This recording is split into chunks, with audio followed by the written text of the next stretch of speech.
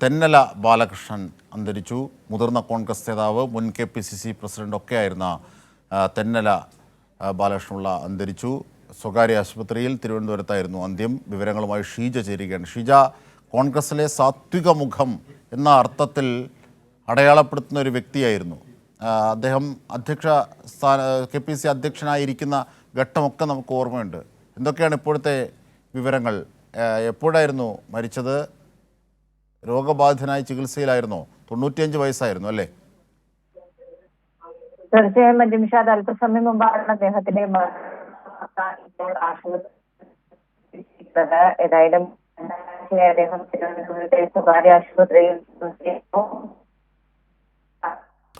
തീർച്ചയായും തെന്നല ബാലകൃഷ്ണപിള്ള, മുൻ KPCC അധ്യക്ഷൻ, കോൺഗ്രസിൻ്റെ തലമുതിർന്ന നേതാവ് ശ്രീ തെന്നല ബാലകൃഷ്ണപിള്ള അന്തരിച്ചു. 95 വയസ്സായിരുന്നു. കോൺഗ്രസിൻ്റെ നിരവധി ഘട്ടങ്ങളിലൊക്കെ, പ്രതിസന്ധികളിലൊക്കെ താങ്ങും തണലുമായി കോൺഗ്രസിനെ നയിച്ചിരുന്ന വ്യക്തി കൂടിയായിരുന്നു തെന്നല.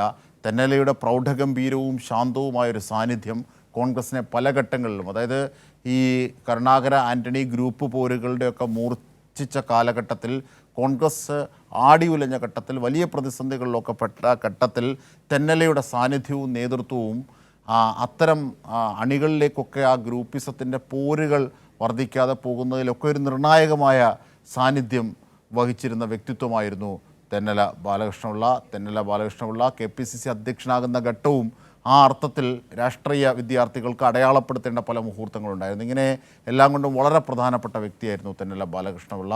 അദ്ദേഹമാണ് നമ്മെ വിട്ട് പിരിഞ്ഞത്. ഇപ്പോൾ ഷീജ വിവരങ്ങളുമായി ചേരുകയാണ്. ഷീജ, ഈ എവിടെയായിരുന്നു? സ്വകാര്യ ആശുപത്രിയിൽ ചികിത്സയിലിരിക്കുകയാണോ മരിച്ചത്? ഒപ്പം ആരൊക്കെ ഉണ്ടായിരുന്നു മരണസമയത്ത് ബന്ധുക്കളായി അടുത്ത്? എന്തൊക്കെയാണ് മറ്റു വിവരങ്ങൾ?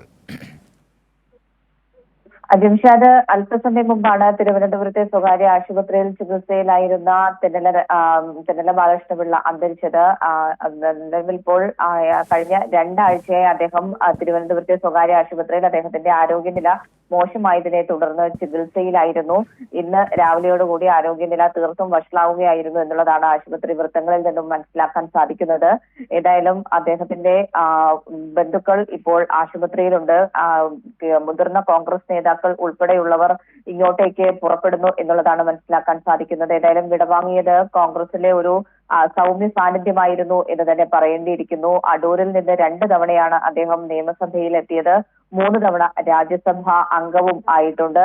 അതോടൊപ്പം തന്നെ 2 തവണ KPCC അധ്യക്ഷ പദവിയും വഹിച്ചിട്ടുണ്ട് എന്നുള്ളതും എടുത്തു പറയേണ്ടതാണ്. ഒരു അഴിമതിയുടെ കറ പോലും പുരളാത്ത ഒരു നേതാവ് എന്നുള്ളൊരു പ്രത്യേകതയും തെന്നല ബാലകൃഷ്ണപിള്ളയ്ക്ക് ഉണ്ടായിരുന്നു എന്നുള്ളതും എടുത്തു പറയേണ്ടതാണ്. അദ്ദേഹത്തിന് 95 വയസ്സായിരുന്നു.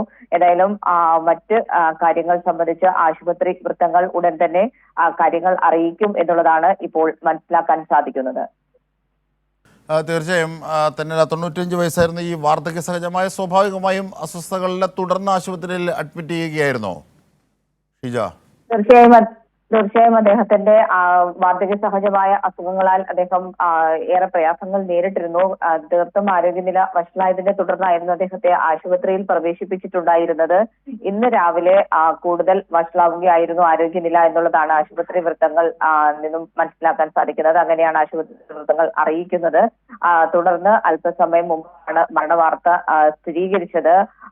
2 ആഴ്ചയായി അദ്ദേഹം ഈ തിരുവനന്തപുരത്തെ സ്വകാര്യ ആശുപത്രിയിൽ ചികിത്സയിലായിട്ട്. ഏതായാലും ഇപ്പോൾ കൂടുതൽ നേതാക്കൾ ഉൾപ്പെടെയുള്ളവർ ഇങ്ങോട്ടേക്ക് തിരുവനന്തപുരത്ത് അദ്ദേഹം ചികിത്സയിലുണ്ടായിരുന്ന സ്വകാര്യ ആശുപത്രിയിലേക്ക് പുറപ്പെടുന്നു എന്നുള്ളതാണ് മനസ്സിലാക്കാൻ സാധിക്കുന്നത്. പ്രത്യേകിച്ചും ഈ നിലമ്പൂർ ഉപതെരഞ്ഞെടുപ്പിന്റെയൊക്കെ പശ്ചാത്തലത്തിൽ മുതിർന്ന കോൺഗ്രസ് നേതാക്കൾ അടക്കം എല്ലാവരും നിലമ്പൂരിൽ ക്യാമ്പ് ചെയ്ത് പ്രവർത്തിക്കുകയായിരുന്നു.